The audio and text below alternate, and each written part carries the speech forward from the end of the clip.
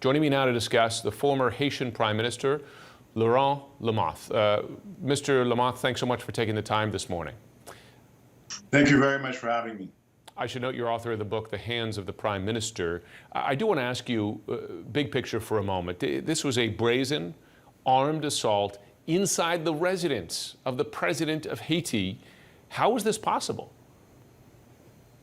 Well, this was basically executed by a group of very well-trained mercenaries, foreign mercenaries, and that certainly had a lot of financing for this to happen and a lot of complicity from certainly some in Haiti, because, you know, it's very surprising that a group of men could come from abroad, land in Haiti, get to the president's house, you know, go through his gate, into the house, upstairs where the bedroom is, and then shoot him close to 16 times, and then without a shot being fired at them. So it's very, you know, incomprehensible.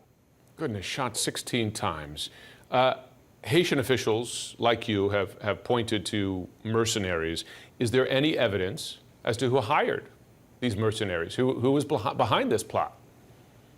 Well, you know, the president of Haiti, in an interview that he did with a Spanish newspaper, had said that was over 5 months ago, that there were, you know, people trying to, you know, assassinate him. So he had advance warning, and that he was basically not going out too much, staying in his house, and then they went in the house and assassinated him. So, but who? It's, who was he pointing to at that time? I mean, you know, this is why, you know, I'm calling for an international investigation to get to the bottom of this, because, you know, at this point, I don't think we have the identity of who did it, but the president had a lot of enemies, you know, strong enemies locally, that he was doing a lot of reforms, and he had a lot of pushback on those reforms. So you certainly only, you know, a very strong international investigation with an international prosecutor, just like what happened with when Rafik Hariri, the former prime minister of Lebanon, was assassinated.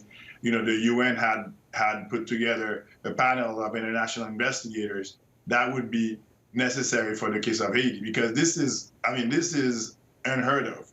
A sitting president, a democratically elected president, you know, assassinated in his home, and the first lady is in intensive care right now. She's wounded. You know, she's doing better, thank God.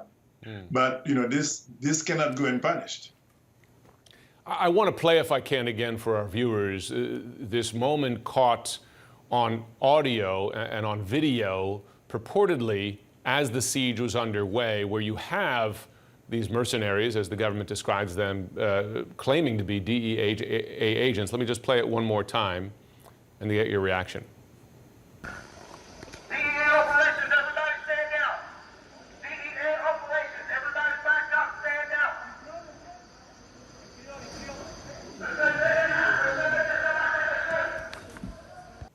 Now, the U.S. State Department has denied this was at all connected, you know, in effect that this was a cover story. To tell us the significance of that, claiming to be a DEA operation as they're carrying out this assassination. Well, this was a way for them to hold the police back and hold anyone back, and posing as DEA agents and acting as if it was a drug enforcement operation. So they were just trying to create confusion within the security forces. And they were able to fool everyone and get into the house without certainly resistance from the presidential guard. Yeah, just so sad to see, alarming to see. Laurent Lamothe, thanks so much for helping walk us through it. Thank you very much for having me.